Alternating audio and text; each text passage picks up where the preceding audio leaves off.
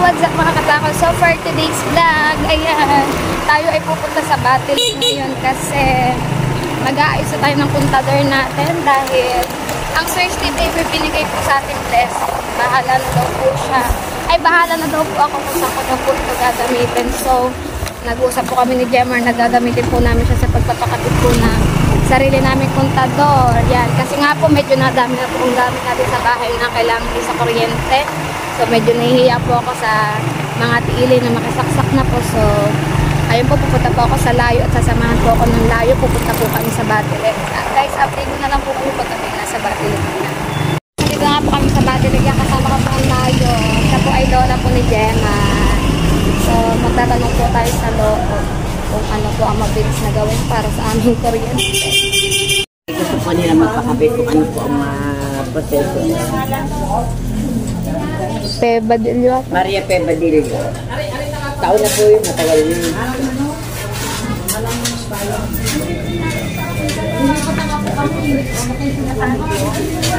Bukana.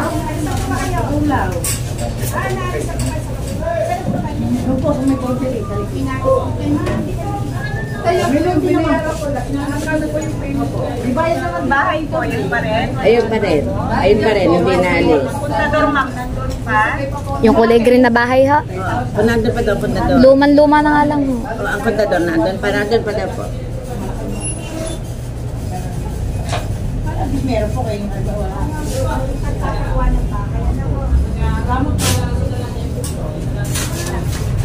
Kulang na yung isang libon. Tumawid ko na din eh. Tingnan ko sa libon.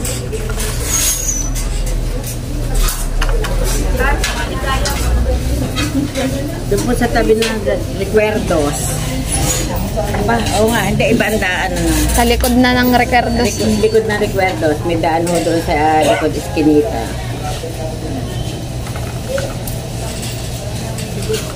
So guys, ang layo. Resort yata, pero yung may Eskinita, lilikuan muna bago dumating na resort. Pangalan nyo ma'am? Roberta Ordiales.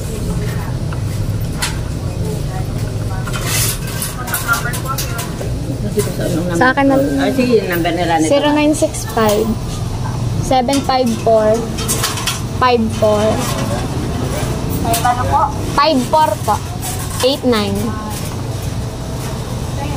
Nabalik ko na yun. Number mo naman di sa itatawag yun.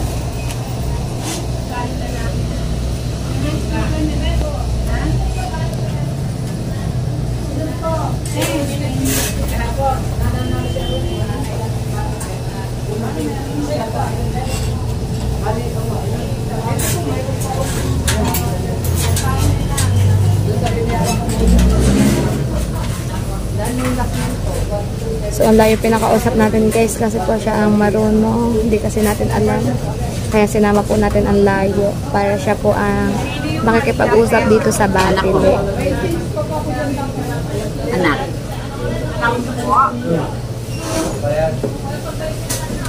Ikaw manuga, ikaw kasama sa bahay. Ikaw na lang pumirma. Ay ma'am, naka-Roberta. Naka-Roberta naman. Ano yung... dito po. Hindi po, 170 lang po yung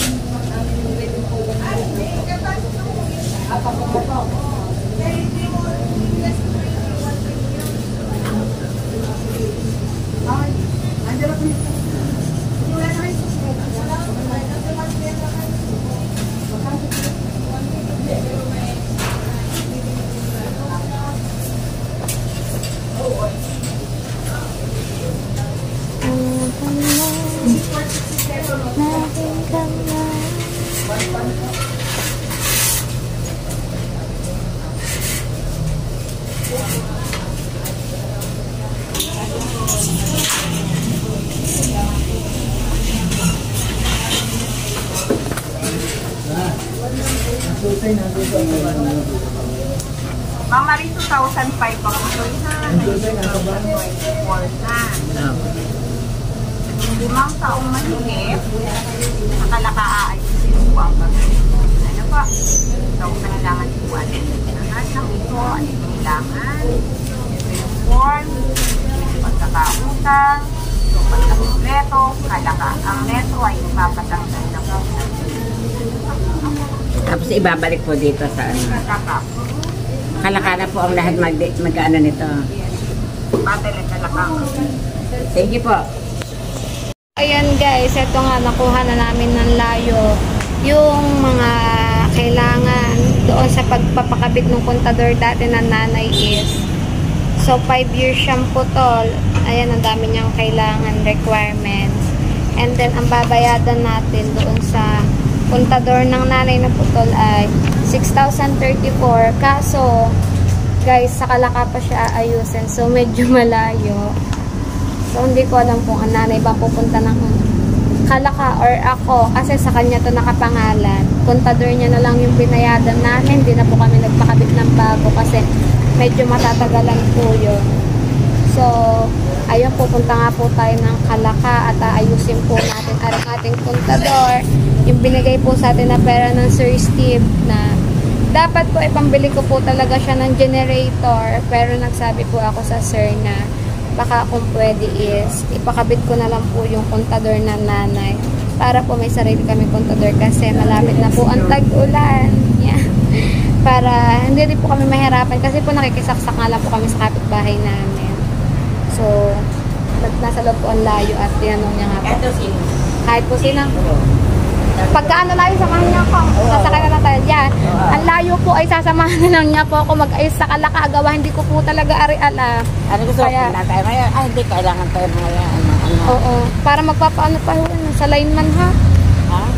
Ayun. Hindi. Ako dito, di ba ito muna step? Daling daw muna sa Kalaka. Tapos, saka ito i-present. Ayun. So, kami uuwi muna po. Baka po nga ganun din po. Sumakay na lang tayo sa Kuya Jomar. Oo, ayun hapon. So guys, update lang kami kung uuwi na. Grado. Ayun guys, yan dito na nga po pala tayo sa bahay. So, medyo sobrang dami po pala talaga ang kailangan ayusin pag magpapakabit ka po ng kontador. Pero ayun po is kontador na po dati. Binayadan lang po namin yung utang, pero parang ganun din po yung mga requirements na kailangan yung para magpapagawa ka din ng bago. So, hindi ko po siya kayang lakadin lahat dahil nga po sobrang init at buntis nga po ako. At hindi ko po alam kung saan po kukuhanin yung ibang yun. Hindi ko po talaga siya maintindihan. So, kumausap na lang po tayo ng pwede pong mag-ayos nun para sa akin. Fixer po. Yan. Tumawag na lang po tayo sa fixer. Siya na po yung mag-aayos lahat. So, babayadan na lang po natin siya. Dito lang po ako sa bahay. Siya na pong gagawa lahat. Yun po. Medyo mahal po yung bayad. Pero okay na din po yun kasi hindi ko na po kailangan umalis ng bahay. Yan. Hindi na po ako mag-aayos. Gawa nga po sobrang init. So, mamaya po ay pupunta po dito yung fixer na mag-aayos po ng ating kontador. Kakausapin niya po ako. Titignan po yung bahay. Installasyonan. At pag-uusapan po namin kung magkano po ibabayad ko sa kanya. So guys, update ko na lang po kayo pag pumunta po siya dito mamayang hapon daw po or bukas. So guys, update ko na lang po kayong lahat. Guys, update lang sa ating pagpapakabit ng kontador. So pumunta na pala dito yung fixer na kausap namin. So hindi na ako nakapag-vlog guys kasi kakagising ko lang. And then, nag-estimate na siya dito. May kasama na din siya na mag-i-installasyon kasi papa-installasyon na namin ng bagay si Kuya Dennis. Papa-installasyon kami ng bago. So, ito yung mga kailangan namin bilhin para bukas may installasyonan na kami. Yan, ang daming bibilhin guys. So, si Kuya Dennis po ang mag-i-installasyon sa amin at yung fixer po na aming kinuha ay aayusin na po yung mga papel po na kailangan ipasa sa Batilep. So, ang bayad nga po namin doon sa aming fixer ay 4K. Tapos, bukod pa po yung bayad namin sa mag-i-installasyon. And then, may mga, pinaliwanag po siya sa akin na babayadan ko po sa Batilep. Tapos, yung utang nga po ng kuryente na nanay 6,000 mahigit. At, pag na-okay na daw po lahat po nung papeles na ayusin ng fixer ay, isasama niya po ako sa Kalaka. Yan, kasi po, doon po magbabayad sa may Batilep po ng Kalaka. So, siguro naman daw po, sabi sa akin ni Kuya ay, bago daw po mag 1 month ay may kuryente na po ulit kami. Nakabitan na po kami ng sarili naming kontador. So guys, ngayon po ay pupunta po kami ni Jemar doon sa mini kuryente. Bibilhin na po namin itong mga kailangan para po bukas ay dire-diretso na po ang pag-i-installation sa ano Bakit ka pasok? Kuya Dennis. So guys, update ko na lang po kayo pag kami po ay nandun na sa may palengke. Na po tayo sa may mini kuryente. Yan, bibili na natin to mga pinapabili ng Kuya Dennis sa atin.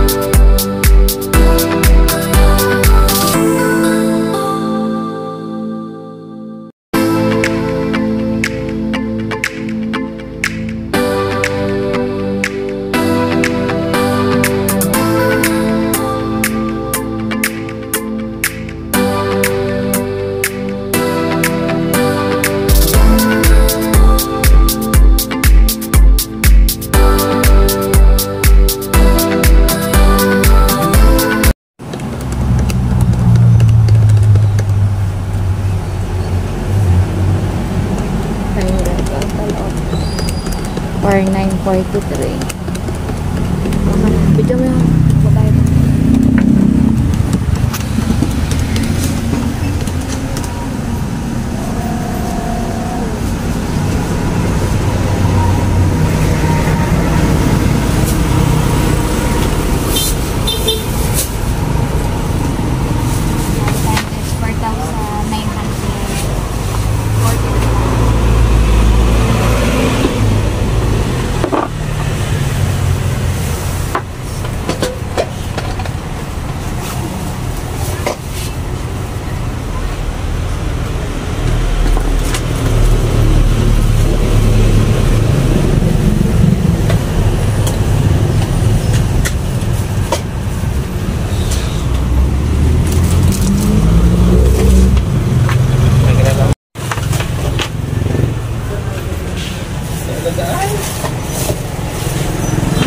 Bayad na, hindi inaibigan.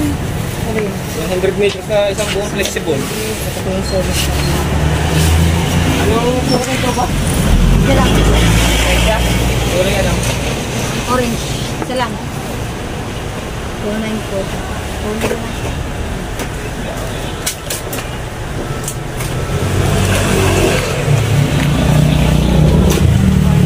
Anong kata? Wala. Natin na pamili lahat. Ayan. Tsaka yung tubo ay tinatali ng kuya doon sa may labas.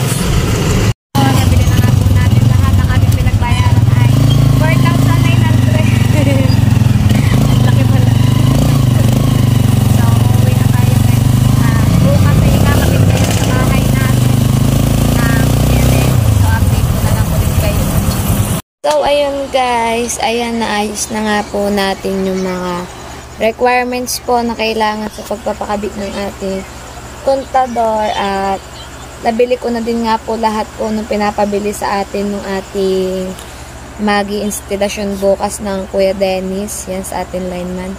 So, nabili ko na po lahat nung pinapabili niya. Yung kanina nga po pumunta tayo sa shop po doon sa may, ano pangalan ng shop na yun? Nakalimutan ko po. So, bukas po sa isang araw ay mag-i-instalasyon na po dito sa bahay. And then, yung ating pong binayada na fixer ay nilalakad na din po yung ating papel. So, a-update niya na lang po tayo pag pupunta na po kami sa Batilik sa Kalaka para po magbayad kasi po kasama po niya ako doon. So, dito ko muna po tatapusin ang aking vlog for today's. Ayan. A-update ko na lang po kayo sa part 2 ng ating pag-instalasyon dito sa bahay. So, maraming salamat po sa mga nakaabot po sa vlog na ito. Sir Steven, thank you so much again for always helping me. I have now my own electricity. I'm so happy. Thank you so much and I love you. Always take care. So guys, magkita-kita na lang po tayo sa akin next vlog sa ating part 2 ng pagpapakabit ng ating sariling kontador. Ayan. Bye-bye po sa inyong lahat. Love you all, guys.